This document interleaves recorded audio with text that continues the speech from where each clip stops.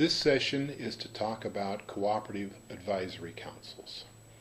Now, we understand that every co-op began because something was broken or not working correctly in the marketplace. So there was a need for the co-op to exist. Over time, those needs change. Over time, the market changes. So it's important for a cooperative to have their pulse on how the market changes so that you can be best in class or world class or at your best in order to serve your members' needs. I have often said that the blood that flows through the cooperative veins is communication. Communication between the members, communication between the members and employees, communication between those members' representatives, the board of directors, and the management team, and between the management team and the membership itself. Now, in order to achieve the maximum or the best level of communication back and forth, many cooperatives have found great success in having advisory committees. These advisory committees can meet once or twice a year. They don't have to meet a lot. These advisory committees can be by department, they could be by geographic area, they can be broken up in many different ways. But it's important that these advisory committees meet from time to time to talk about what's changing in their marketplace, what's changing with the co-op, what's changing with the needs of the members so that they can serve those needs adequately. Now, I believe that each cooperative exists to serve the needs of its members, not just one or two members, but all of the members.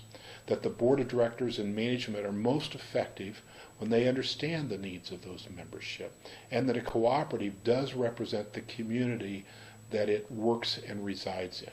Now, that community has changed over time in that definition. Many years ago, that community might be a small town, or it might be a township. Now could be a county or a state. With our advent of media, micromedia, mass media, help me, Alice, what do you call what is it kind of media? So with the advent of more online communication, a cooperative community can cover a much larger area. So it's important that whatever that community is has a chance to come together from time to time and actually visit, and we call those advisory committee meetings. Now, we've got top 10 reason here. A gentleman by the name of Bruce Ingram. I'm using his presentation here on the top 10 reasons that cooperatives can benefit from having an advisory council. And I just kind of want to walk through these because these are very helpful. And if you as a co-op have never used an advisory committee, I highly recommend it because it helps bring your cooperative back to the core, serving the core needs of what the community, the cooperative community needs as a whole. So the first reason, the top reason, is that it provides an open environment for members to listen, to learn about the operations, the goals, and the products that the cooperative actually serving. So it provides a forum for you as a cooperative to present to some of your core members what you're actually doing today and where you're headed in the future. The second point is it provides an opportunity for certain members to exercise their own ownership options by contributing ideas or suggestions where they see that the cooperative could provide solutions that they are experiencing now. Maybe their needs as a member are changing, and if the cooperative can serve those needs, those changing needs, it provides a forum for that and forum for that discussion. The third is it acts as a barometer to test new ideas.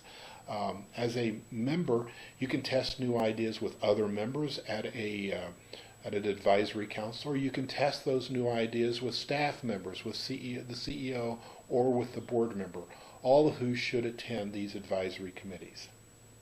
The fourth point is the advisory council or the advisory meetings are individually selected. You can put out a mass mailer if you like, and whoever shows up, but I think they're really more appropriate if you choose the audience you have, you build some diversity within that audience, but you try, that audience should have some kind of commonality.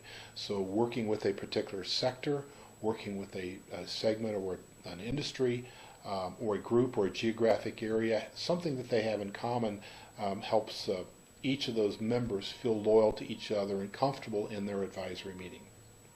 The fifth point, the purpose of why we want to support advisory committee, is an informed advisory committee member, that you can be a good advocate for other members, and you can intelligently address concerns or changes of other members that you've visited with. It just expands the knowledge that you're getting from the marketplace, so that it's not one or two members or just the board of directors you're getting information from, but it's the entire membership that you're getting information from. The sixth reason why advisory committees are supportive is that council members are encouraged to share their problems, critique the staff, products, service quality, anything that would negatively affect the co-op or their organization. Certainly we want to be transparent in how good of a job are we doing, and we don't want to gloss over problems or challenging areas. But sometimes management really do not understand the depth of the concerns that many of the members have out there. Now, we're not suggesting that these advisory committee meetings turned into real negative criticizing sessions, so that needs to be tempered. But it's also important that the members realize that they can make management aware of changes or things that aren't done to their level of satisfaction, and perhaps some survey work or some follow-up conversations with those members by your staff would be very, very important. Advisory councils are also important training opportunity, not only and mostly for members to learn more about the co-op, but it's a training ground for prospective or future board members.